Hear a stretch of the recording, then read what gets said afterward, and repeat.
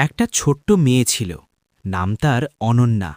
বয়স খুব বেশি নয়, কিন্তু মনটা ছিল গভীর বিশ্বাসে ভরা। প্রতিদিন ভোরে উঠে সে নিজের ছোট্ট হাত দিয়ে শিবলিঙ্গে জল ঢালত। দুধ ফুল কিছুই ছিল না, শুধু পরিষ্কার জল আর নিষ্পাপ মন।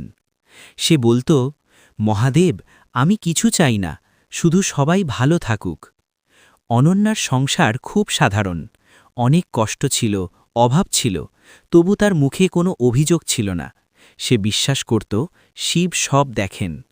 একদিন রাতে অনন্যা স্বপ্নে দেখল নীলকণ্ঠ মহাদেব তার সামনে দাঁড়িয়ে আছেন, চোখে করুণা, মুখে মৃদু হাসি।